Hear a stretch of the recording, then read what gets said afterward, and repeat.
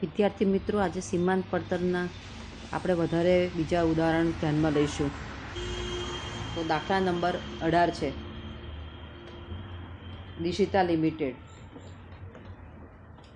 દિશિતા લિમિટેડની તારીખ 31/3/2014ના રોજ પૂરા થતા વર્ષની માહિતી નીચે પ્રમાણે આપેલી છે. વેચાણના એકમો 60,000, સમતૂર બિંદુએ થતું વેચાણ 19,80,000 રૂપિયા, નફા જથ્થાનો ગુણોત્તર 30%, એકમ દીઠ વેચાણ કિંમત 60 રૂપિયા. ઉપરની વિગતો પરથી તમારે સ્થિર ખર્ચા, ચલિત ખર્ચા, સલામતીનો ગાળો, વર્તમાન ચોખ્ખો નફો અને 9,72,000નો નફો મેળવવા કેટલું વેચાણ જરૂરી છે તે શોધવાનું છે. આ નવેમ્બર 2014 યુનિવર્સિટીનો દાખલો છે. તો સૌ પ્રથમ આપણે વેચાણના એકમો જોઈશું. તો વેચાણના એકમો ટોટલ 60,000 આપ્યા છે અને એકમ દીઠ વેચાણ કિંમત 60 રૂપિયા આપી છે. એટલે એક એકમ દીઠ વેચાણ કિંમત 60 રૂપિયા હોય તો 60,000 વેચાણના એકમો માટે ટોટલ વેચાણ કિંમત તમને 36 લાખ મળશે. એટલે ટોટલ વેચાણ 36 લાખ રૂપિયાનું થશે.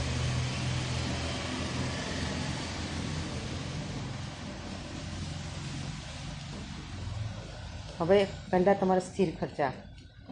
તો સમતૂર બિંદુએ થતું વેચાણ 19,80,000 આપેલું છે અને નફા જથ્થાનો ગુણોત્તર 30% આપેલો છે.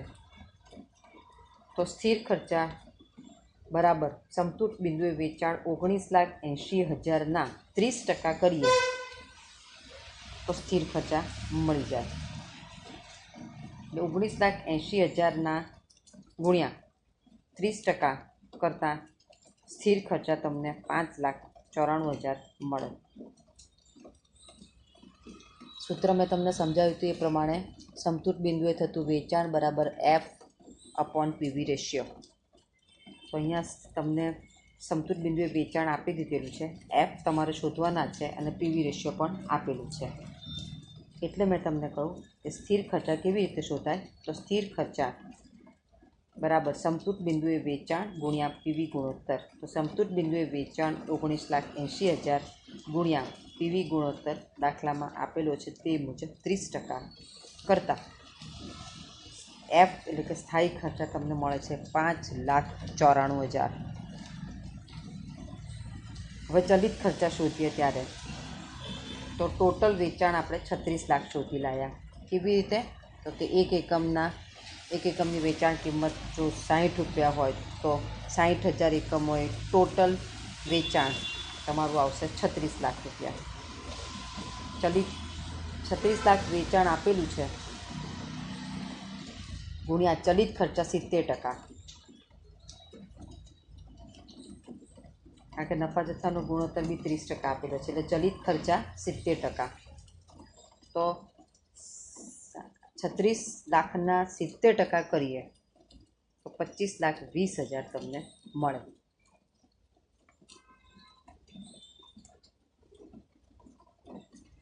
$36 લાખના 70% ચલિત ખર્ચા એટલે 25,20,000.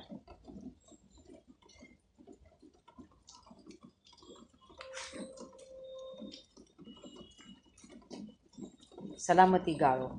તો સલામતી ગાળાનું સૂત્ર શું હતું? ખરેખર વેચાણ માઇનસ સમતૂર બિંદુએ થતું વેચાણ. દાખલામાં ખરેખર વેચાણ કેટલું આપેલું છે? 36 લાખ માઇનસ સમતૂર બિંદુએ થતું વેચાણ કેટલું હતું? 19,80,000. એટલે 36 લાખમાંથી 19,80,000 બાદ કરીએ તો સલામતી ગાળો તમને મળે 16,20,000. હવે વર્તમાન ચોખ્ખો નફો શોધીએ તો વર્તમાન ચોખ્ખો નફો શોધવો હોય તો ફાળો બરાબર વેચાણ ગુણ્યા PV ગુણોત્તર. વેચાણ તમે શોધી લાવ્યા છો 36 લાખ, PV ગુણોત્તર 30%. એટલે 36 લાખના 30% કરીએ તો 10,80,000 મળે. આ જે ફાળો મળે 10,80,000 એમાંથી 5,94,000 સ્થિર ખર્ચા બાદ કરીએ તો 4,86,000 નફો મળે. ફરી સૌથી પહેલાં તમારે ફાળો શોધવો પડે. તો ફાળો બરાબર વેચાણ ગુણ્યા પીવી ગુણોત્તર. વેચાણ દાખલામાં આપેલું છે 36 લાખ. 60,000 એકમો ગુણ્યા એકમ દીઠ 60 કરીએ તો વેચાણ તમને મળે 36 લાખ. દાખલામાં પીવી ગુણોત્તર આપેલો છે 30%. 36 લાખ ગુણ્યા 30% કરીએ તો 10,80,000 ફાળો મળે. આ ફાળામાંથી 5,94,000 સ્થિર ખર્ચા બાદ કરીએ તો નફો 4,86,000 મળે.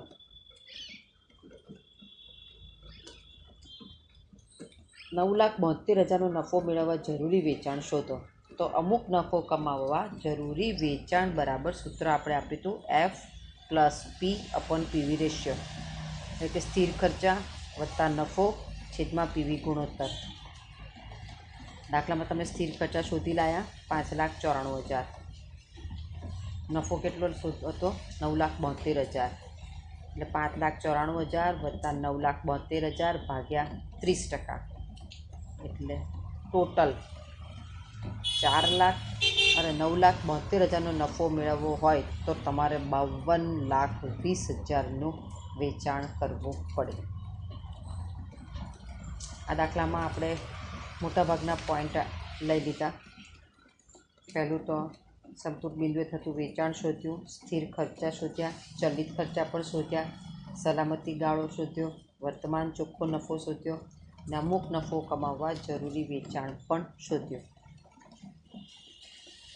દાખલા નંબર 19. પાર્થ લિમિટેડની તારીખ 31/3/2014ના રોજ પૂરા થતા વર્ષની માહિતી નીચે આપેલી છે. એકમ દીઠ વેચાણ કિંમત કેટલી આપી હતી? ₹90. નફા જથ્થાનો ગુણોત્તર કેટલો હતો? 30%. સલામતી ગાળો કેટલો હતો? 45%. વેચાણના એકમો ટોટલ કેટલા આપેલા છે? 45,000. વેચાણના એકમો આપેલા છે અને એકમ દીઠ વેચાણ કિંમત આપેલી છે. એટલે જો એક એકમ બનાવીએ તો એકમ દીઠ વેચાણ કિંમત ₹90 થાય. તો 45,000 એકમો બનાવીએ તો ટોટલ વેચાણ ₹40,50,000નું થાય. સલામતી ગાળો કેટલો હતો? 45% અને ટોટલ વેચાણ કેટલું હતું? 40,50,000. તો 40,50,000ના 45% કરીએ તો 18,22,500. 18,22,500 સલામતી ગાળો થાય. સમતૂર બિંદુએ થતું વેચાણ બરાબર ખરેખર વેચાણ માઇનસ સલામતી ગાળો. તો ખરેખર વેચાણ 40,50,000 માઇનસ સલામતી ગાળો 18,22,500 બાદ કરીએ તો સમતૂર બિંદુએ થતું વેચાણ 22,27,500 મળે. સ્થિર ખર્ચા બરાબર સમતૂર બિંદુએ વેચાણ ગુણ્યા પીવી ગુણોત્તર. સમતૂર બિંદુએ થતું વેચાણ તમે શોધી લાયા 22,27,500 ગુણ્યા નફા જથ્થાનો ગુણોત્તર 30% હતો. 22,27,500ના 30% કરીએ તો 6,68,250 સ્થિર ખર્ચા મળે. એનાથી આગળ ફાળો બરાબર વેચાણ ગુણ્યા પીવી ગુણોત્તર. તો વેચાણ છે ટોટલ 40,50,000 અને પીવી ગુણોત્તર 30%. એટલે 40,50,000ના 30% કરીએ તો 12,15,000 ફાળો મળે. અને નફો બરાબર ફાળો માઇનસ સ્થિર ખર્ચા. એટલે ફાળો બરાબર 12,15,000 માઇનસ સ્થિર ખર્ચા શોધી લાયા 6,68,250 બરાબર 5,46,750. ફરી એકવાર સમજાવી દઉં. ટોટલ વેચાણના એકમો કેટલા આપેલા છે? 45,000.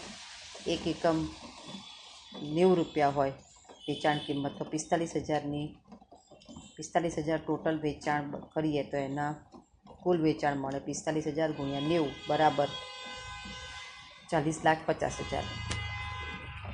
સલામતી ગાળો શોધવો હોય તો ખરેખર વેચાણ માઇનસ સમતૂર બિંદુએ થતું વેચાણ. ખરેખર વેચાણ દાખલામાં તમે શોધી લાયા 40,50,000. સલામતી ગાળો કેટલો હતો? 45%. એટલે 40,50,000ના 45% કરીએ તો 18,22,500 સલામતી ગાળો મળે. સમતૂર બિંદુએ વેચાણ શોધવું હોય તો સમતૂર બિંદુએ વેચાણ બરાબર ખરેખર વેચાણ માઇનસ સલામતી ગાળો. તો ખરેખર વેચાણ કેટલું હતું? 40,50,000 અને સલામતી ગાળો હતો 18,22,500. તો સમતૂર બિંદુએ થતું વેચાણ કેટલું મળે? 22,27,500.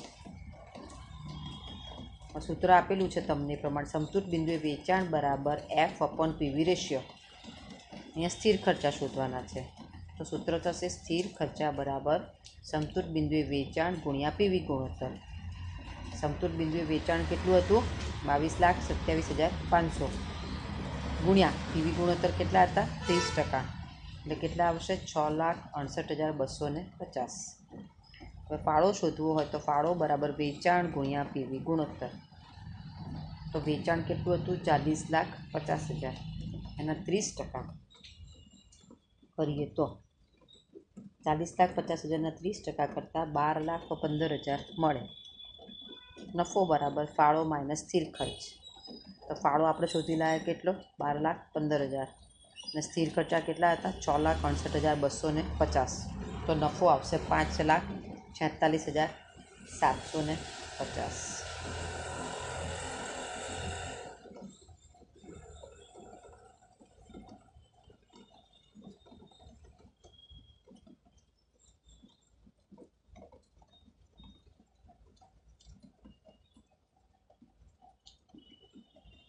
હવે દાખલા નંબર 16. આ દાખલો જુદી રીતનો છે થોડો.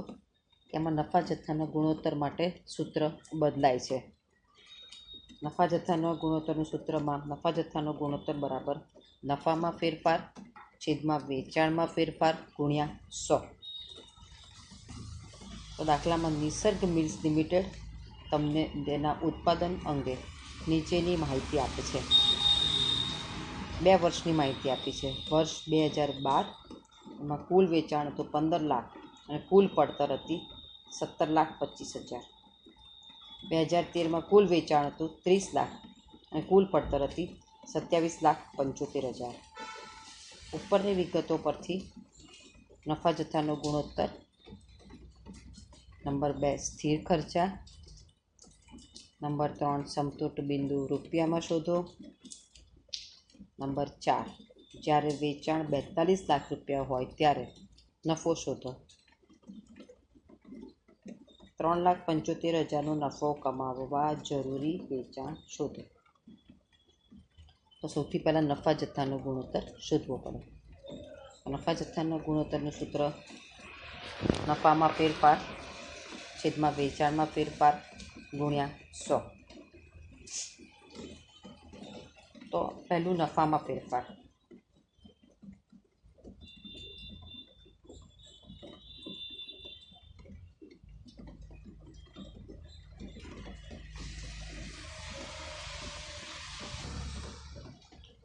હવે 2012નું વર્ષ ધ્યાનમાં લે તો કુલ વેચાણ કેટલું આપ્યું હતું? 15 લાખ અને કુલ પડતર કેટલી હતી? 17,25,000. એટલે ટોટલ ફેરફાર કેટલો આવશે? 2,25,000. એવી જ રીતે 2013નું વેચાણ ધ્યાનમાં લઈએ તો ટોટલ વેચાણ હતું 30 લાખ અને કુલ પડતર કેટલી હતી? 27,75,000. એટલે ઉપર બી 2,25,000 અને નીચે બી 2,25,000. એટલે ટોટલ વેચાણમાં ફેરફાર 4,50,000. એવી જ રીતે વેચાણ 2012માં 15 લાખ વેચાણ હતું અને 2013માં વેચાણ હતું 30 લાખ. એટલે ફેરફાર કેટલો થયો? 15 લાખનો. તો હવે નફા જથ્થાનો ગુણોત્તરનું સૂત્ર કરીએ તો નફામાં ફેરફાર 4,50,000 ભાગ્યા 15 લાખ ગુણ્યા 100 કરવા પડે. તો 4,50,000 ભાગ્યા 15 લાખ ગુણ્યા 100 કરીએ તો નફા જથ્થાનો ગુણોત્તર તમને 30% મળે. હવે સ્થિર ખર્ચા શોધવા હોય તો સ્થિર ખર્ચાનું સૂત્ર શું છે? સ્થિર ખર્ચા બરાબર ફાળો માઇનસ નફો. પહેલાં ફાળો શોધવો પડે તો ફાળોનું સૂત્ર છે ફાળો બરાબર વેચાણ ગુણ્યા પીવી ગુણોત્તર. વેચાણ તમે શોધી લાયા 30 લાખ. 30 લાખના 30% કરીએ તો 9 લાખ રૂપિયા મળે. અને 9 લાખ રૂપિયામાંથી નફો બાદ કરીએ 2,25,000 તો 6,75,000 સ્થિર ખર્ચા મળે.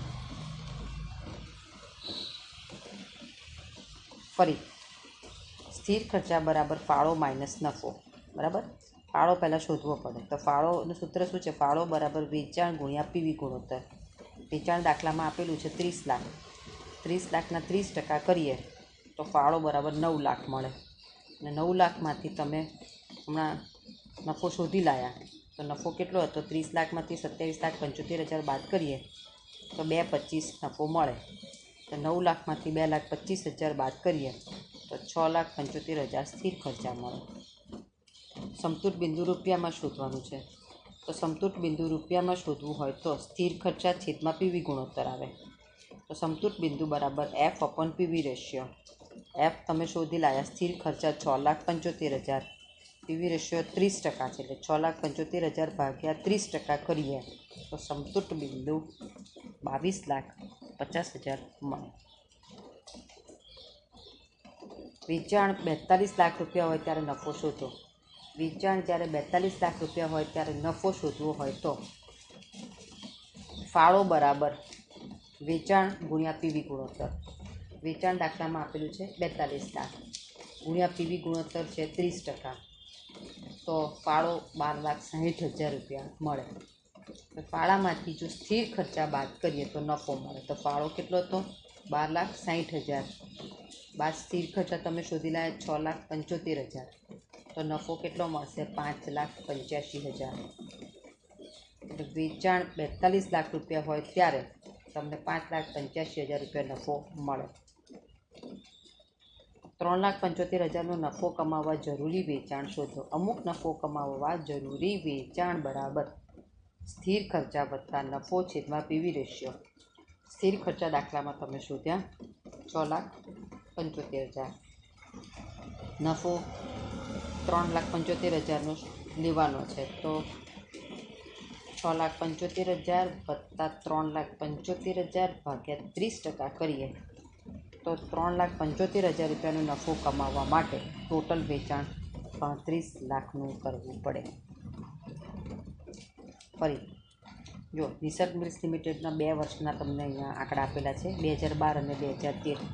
2012માં કુલ વેચાણ કેટલું હતું? 15 લાખ. એમાંથી કુલ પડતર બાદ કરીએ એટલે તો 2,25,000નો ફેરફાર થાય. 15થી 17,25,000 છે. એવી જ રીતે ટોટલ વેચાણ 30 લાખનું આપ્યું હતું અને કુલ પડતર કેટલી હતી? 27,75,000. તો અહીંયા પણ 2,25,000નો ફેરફાર થાય. કુલ વેચાણ પહેલાં 15 લાખનું હતું એમાંથી ફેરફાર થઈને કેટલું થયું? 2013માં વેચાણમાં 30 લાખ એટલે 15 લાખનો ફેરફાર થયો. નફા જથ્થાનો ગુણોત્તર. તો નફા જથ્થાનો ગુણોત્તરમાં તમારું સૂત્ર આપવું પડશે નફામાં ફેરફાર છેદમાં વેચાણમાં ફેરફાર ગુણ્યા 100. તો નફામાં શું ફેરફાર થયો? તો નફામાં 15 લાખથી 17,25,000 2,25,000 અને 30 લાખ માઇનસ 27,75,000 કરીએ તો પણ 2,25,000. એટલે વેચાણમાં ટોટલ ફેરફાર થયો 4,50,000. અને વેચાણમાં 15 લાખથી 2012માં 15 લાખ હતું અને 2013માં 30 લાખ થયો એટલે વેચાણમાં કેટલો ફેરફાર થયો? 15 લાખ રૂપિયાનો. તો નફામાં ફેરફાર થયો 4,50,000 2,25,000 અને 2,25,000 એમ કરીએ તો 4,50,000 નફામાં ફેરફાર થાય અને વેચાણમાં ફેરફાર થયો 15 લાખનો. સૂત્ર શું છે? નફામાં ફેરફાર ગુણ્યા વેચાણમાં નફામાં ફેરફાર છેદમાં વેચાણમાં ફેરફાર ગુણ્યા 100. તો નફામાં ફેરફાર 4,50,000 ભાગ્યા 15 લાખ ગુણ્યા 100. નફા જથ્થાનો ગુણોત્તર 30% તમને મળે. સ્થિર ખર્ચા શોધવા હોય તો ફાળો માઇનસ નફો. હવે ફાળો શોધવો હોય તો ફાળો બરાબર વેચાણ છેદમાં પીવી ગુણોત્તર. વેચાણ કેટલું છે? 30 લાખ ગુણ્યા પીવી ગુણોત્તર 30% આપેલું છે તો સ્થિર ખર્ચા કેટલા મળશે? 9 લાખ રૂપિયા. હવે ફાળો કેટલો મળશે? 9 લાખ રૂપિયા. બાદ નફો કેટલો લીધો? 2,25,000. તો સ્થિર ખર્ચા કેટલા મળે? 6,75,000. એટલે 6,75,000 સ્થિર ખર્ચા વત્તા 2,25,000 નફો બરાબર ફાળો 9 લાખ રૂપિયા મળે. સમતૂર બિંદુએ વેચાણ શોધવું હોય તો સમતૂર બિંદુએ વેચાણ બરાબર સ્થિર ખર્ચા છેદમાં પીવી રેશિયો. તો સ્થિર ખર્ચા કેટલા હતા? 6,75,000 ભાગ્યા પીવી રેશિયો કેટલો હતો? 30%. તો સમતૂર બિંદુએ થતું વેચાણ કેટલું મળે? 22,50,000. વેચાણ 42 લાખ રૂપિયા હોય ત્યારે નફો શોધવો હોય તો ફાળો બરાબર વેચાણ ગુણ્યા પીવી ગુણોત્તર. તો ફાળો બરાબર વેચાણ કેટલું હતું? 42 લાખ ગુણ્યા પીવી ગુણોત્તર કેટલા છે? 30%. તો 42 લાખના 30% કરીએ તો 12,60,000 રૂપિયા વેચાણ. 42 લાખ રૂપિયા હોય તો ફાળો તમને મળે 12,60,000. તો ફાળો 12,60,000 છે. એમાંથી સ્થિર ખર્ચા 6,75,000 બાદ કરીએ તો નફો મળે 5,85,000 રૂપિયા.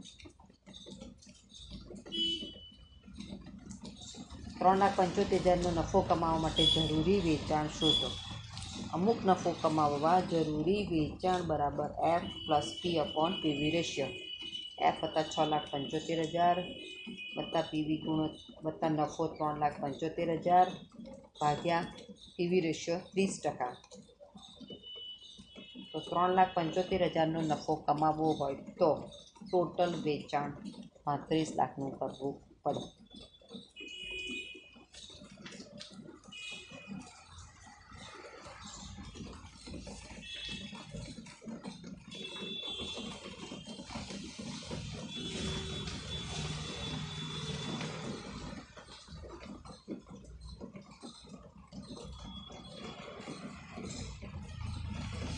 આજે આપણે ચાવીરૂપ પરિબળના બી એક નવો ટૉપિક છે, એની વિશે બી થોડીક ચર્ચા કરીશું.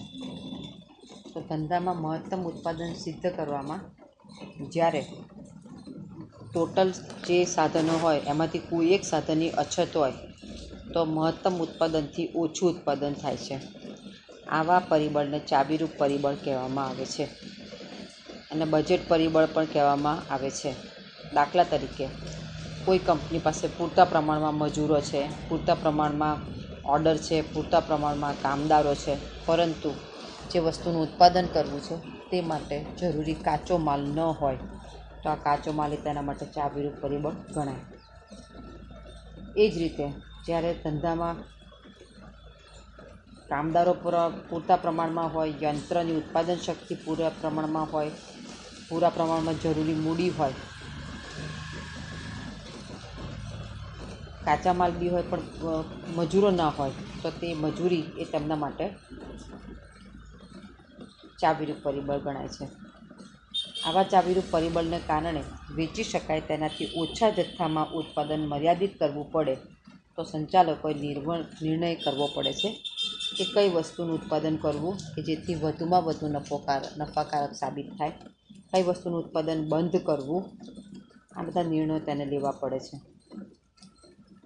એ એવી વસ્તુનું ઉત્પાદન કરવું છે જેથી તેને મહત્તમ નફો મળે, ફાળો મળે.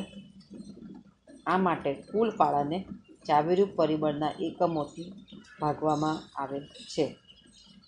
તો આપણે એક અહીંયા સિમ્પલ એક દાખલો લઈએ છીએ કે એક કારખાનામાં અ અને બ એવી બે વસ્તુઓનું ઉત્પાદન થાય છે. તેમાં ચાવીરૂપ પરિબળ કાચો માલ છે. એટલે ધંધામાં મજૂરો પૂરતા પ્રમાણમાં હશે, યંત્રની ઉત્પાદન શક્તિ હશે, પૂરતા પ્રમાણમાં મૂડી મળી રહેતી હશે, પરંતુ કાચા માલની અછત છે કારણ કે ચાવીરૂપ પરિબળ કાચો માલ આપેલો છે. કારખાનાની ઉત્પાદન શક્તિ અના 1,000 એકમો છે અને બના 500 એકમો છે. અના એક એકમમાં ટોટલ 10 કિલો કાચો માલ વપરાય છે અને બના ઉત્પાદનમાં 8 કિલો કાચો માલ વપરાય છે. કુલ 11,000 કિલો કાચો માલ મળી શકે એમ છે. અની વેચાણ કિંમત એકમ દીઠ 80 રૂપિયા છે અને બની વેચાણ કિંમત 60 રૂપિયા છે. બંનેના ચલિત ખર્ચામાં અના ચલિત ખર્ચા 55 રૂપિયા છે અને બના ચલિત ખર્ચા 30 રૂપિયા છે.